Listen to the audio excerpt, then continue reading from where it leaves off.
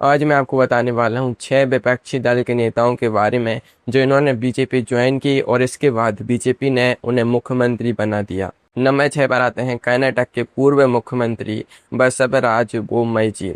अब इनकी कहानी समझने के लिए आपको थोड़ा पीछे जाना पड़ेगा।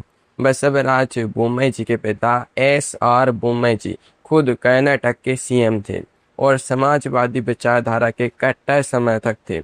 बसवराज बोम्मई जी ने अपनी राजनीति की शुरुआत जनता दल से की थी, मतलब जहां बीजेपी की विचारधारा का दूर दूर तक कोई लेना देना नहीं था। लेकिन राजनीति में कहते हैं ना कि थाली का बैगन कब किस तरफ लुढ़क जाए किसी को पता नहीं चलता। 2008 में जब बीजेपी ने कर्नाटक में पहली बार अपने दम पर सरकार बनाई, तब बसवराज बोम्मई जी को लगा कि अब हवा का रुख बदल चुका है।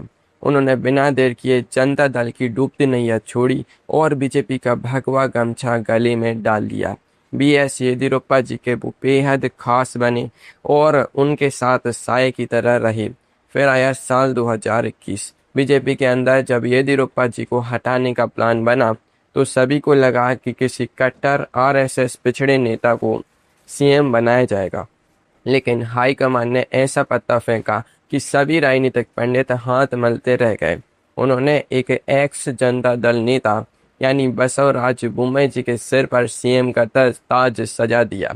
सोचे, जो नेता अपनी आधी उम्र बीजेपी की विचारधारा के खिलाफ भाषण देने में बिताए हुए था, वही बीजेपी सरकार का मुख्य चेहरा बन गया।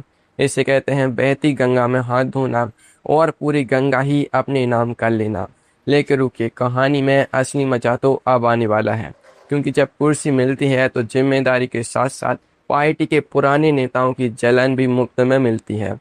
बोम्मई जी को सीएम बनाकर बीजेपी ने लिंगायत वोट बैंक को तो साध लिया, लेकिन पुराने बीजेपी नेताओं के पेट में ऐसा दर्द हुआ कि वो आज तक नहीं मिटा। बोम्मई जी ने पूरे 2 साल तक कर्नाटक में सरकार चलाई। उन्होंने हर वो काम किया जो हाई कमान चाहता था। उनके राज में कितने ही बयान आए, कितने ही विवाद हुए, लेकिन बोम्मई जी अपनी कुर्सी पर ऐसे दांत गड़ाकर बैठे रहे जैसे छिपकली दीवार से चिपकी होती है।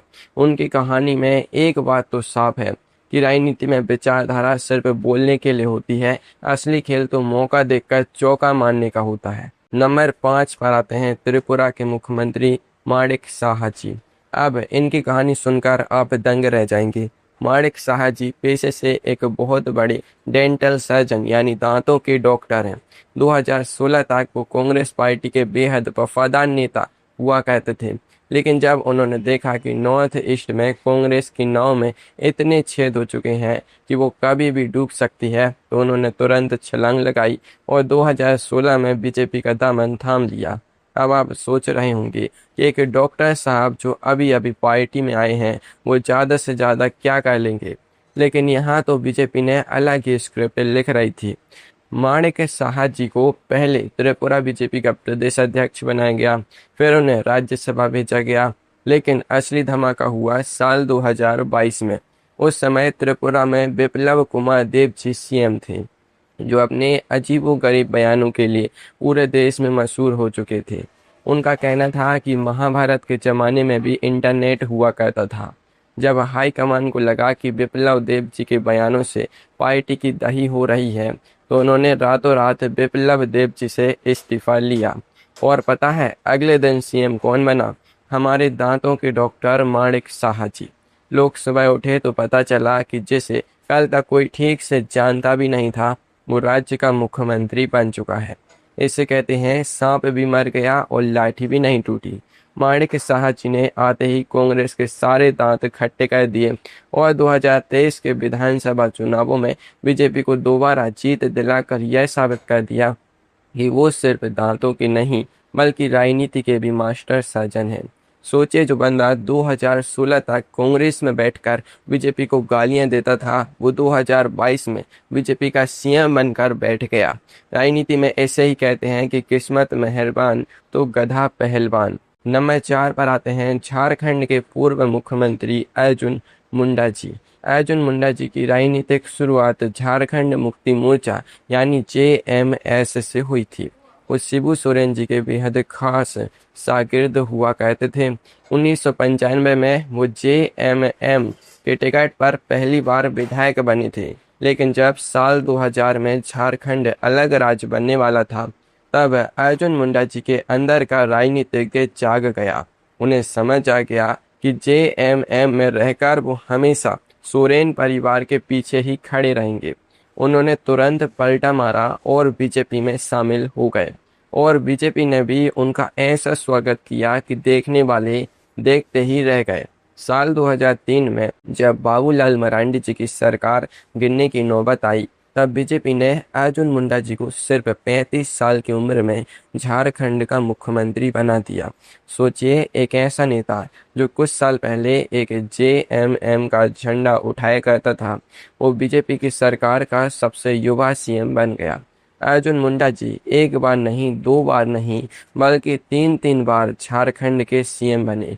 जब जब बीजेपी को झारखंड में आदिवासी चेहरे की जरूरत पड़ी, अर्जुन मुंडा जी को आगे कर दिया गया। उन्होंने JMM के अस्तित्व को ही झारखंड में खतरे में डाल दिया था। शिबू सोरेन जी देखते रह गए और उनकी ही शागिर्द उनके घर में सेंध लगाकर CM की कुर्सी पर जा बैठा। इसे कहते हैं जिसका खेत उसकी फसल, लेकिन काटने वाला कोई और ही निकल गया। अर्जुन मुंडा जी ने यह दिखा दिया कि अगर आपके पास सही टाइमिंग और सही पार्टी का साथ हो, तो आप राजनीति के शिखर पर पहुंच सकते हैं, चाहे आपका अतीत कुछ भी रहा हो। नंबर 3 पर आते हैं असम के पूर्व मुख्यमंत्री सर्बानंद सोनोवाल जी।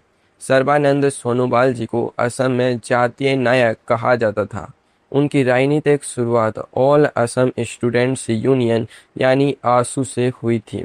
इसके बाद वो असम गण परिषद यानी AGP में शामिल हुए, जो असम की सबसे बड़ी क्षेत्रीय पार्टी हुआ करती थी। सोनोवाल जी AGP के सबसे कद्दावर नेता थे, लेकिन 2011 में उन्हें लगा कि AGP की दुकान अब बंद होने वाली है और नेशनल पॉलिटिक्स में एंट्री के बिना बात नहीं बनेगी। उन्होंने AGP को अलविदा कहा और बीजेपी का पटका पहन लिया। बीजेपी को नॉर्थ ईस्ट में एक ऐसे चेहरे की जरूरत थी जो लोकल लोगों में पॉपुलर हो। सोनोवाल जी बिल्कुल फिट बैठे। 2016 के असम विधानसभा चुनाव में बीजेपी ने उन्हें अपना CM कैंडिडेट घोषित किया, और नतीजा क्या निकला? बीजेपी ने असम में पहली बार इतिहास रचते हुए अपनी सरकार बनाई और सर्बानंद सोनोवाल जी असम के पहले बीजेपी मुख्यमंत्री बने। सोचिए, जिस AGP ने पूरी जिंदगी कांग्रेस और बीजेपी दोनों के खिलाफ राजनीति की, उसी AGP का सबसे बड़ा नेता बीजेपी को नॉर्थ ईस्ट में पहली सरकार बनाकर दे गया। इसे कहते हैं घर का भेदी लंका ढाई। सोनोवाल जी ने 5 साल तक असम में ऐसी सरकार चलाई कि कांग्रेस का सफाया ही हो गया। लेकिन अभी रुकिए, असली ट्विस्ट तो आगे आने वाला है, क्योंकि जब उनका कार्यकाल खत्म हुआ तो उनके साथ क्या हुआ, वो सुनकर आपके होश उड़ जाएंगे। नंबर 2 पर आते हैं मणिपुर के मुख्यमंत्री N बीरेन सिंह जी। इनकी कहानी तो किसी बॉलीवुड फिल्म की स्क्रिप्ट से कम नहीं है। बीरेन सिंह जी पहले BSF में एक फुटबॉलर थे, फिर वो पत्रकार बने और एक लोकल अखबार चलाने लगे। इसके बाद उन्होंने राजनीति में कदम रखा और कांग्रेस में शामिल हो गए। मणिपुर में ओकराम एबोबी सिंह जी की कांग्रेस सरकार में वो मंत्री रहे और कांग्रेस के बेहद पावरफुल नेता माने जाते थे। लेकिन 2016 में उनकी एबोबी सिंह जी से ऐसी अनबन हुई कि उन्होंने कांग्रेस को लात मार दी। बीरेन सिंह जी ने बीजेपी ज्वाइन कर ली। उस वक्त मणिपुर में बीजेपी का वजूद ना के बराबर था। 2017 के मणिपुर विधानसभा चुनाव में कांग्रेस सबसे बड़ी पार्टी बनकर उभरी, लेकिन बीजेपी ने ऐसा खेल रचा कि कांग्रेस देखती रह गई। बीरेन सिंह जी ने दूसरे छोटे दलों को एक साथ मिलाया और बीजेपी की पहली सरकार मणिपुर में बना डाली, और बीरेन सिंह जी खुद CM बन गए। सोचिए, जो बंदा 1 साल पहले तक कांग्रेस में बैठकर बीजेपी की नीतियों को कोसता था, वो मणिपुर में बीजेपी का पहला मुख्यमंत्री बन गया। बीरेन सिंह जी ने फुटबॉल के मैदान की तरह राजनीति में भी ऐसा गोल दागा कि कांग्रेस सीधे बाहर हो गई। 2022 में उन्होंने बीजेपी को दोबारा जीत दिलाई और फिर से CM बने। आज मणिपुर में कितने ही विवाद क्यों ना हो रहे हों, बीरेन सिंह जी अपनी कुर्सी पर ऐसे जमे हुए हैं जैसे अंगद का पैर। उनका सफर यह साबित करता है कि राजनीति में अगर आपके पास सही मौके को भुनाने का हुनर है तो आप किसी भी पार्टी में जाकर राजा बन सकते हैं। नंबर 1 पर आते हैं असम के मुख्यमंत्री हेमंता बिस्वा शर्मा जी। इनका नाम तो इस लिस्ट के सबसे ऊपर होना चाहिए था, क्योंकि यह राजनीति के वो खिलाड़ी हैं जिन्होंने पूरे नॉर्थ ईस्ट का नक्शा ही बदल दिया। हेमंता बिस्वा शर्मा जी किसी जमाने में असम कांग्रेस के सबसे ताकतवर नेता थे। तरुण गोगोई जी की सरकार बनाने और चलाने के पीछे असली दिमाग हेमंता जी का ही था। वो कांग्रेस के मास्टर स्ट्रेटजिस्ट थे, लेकिन 2014-15 के दौरान उनकी राहुल गांधी जी से अनबन हो गई। कहा जाता है कि जब हेमंता जी असम के गंभीर मुद्दों पर बात करने राहुल गांधी जी के पास गए थे, तब राहुल जी अपने पेट डॉग को बिस्किट खिलाने में बिजी थे और उन्होंने हेमंता जी की तरफ ध्यान तक नहीं दिया। यह बात हेमंता जी के दिल पर लग गई।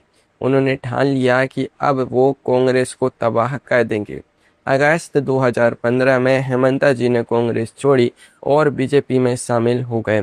इसके बाद जो हुआ वो भारतीय राजनीति के इतिहास में दर्ज हो गया। हेमंता जी ने नेडा यानी नॉर्थ ईस्ट डेमोक्रेटिक अलायंस बनाया और एक एक करके पूरे नॉर्थ ईस्ट से कांग्रेस का बोरिया बिस्तर गोल कर दिया।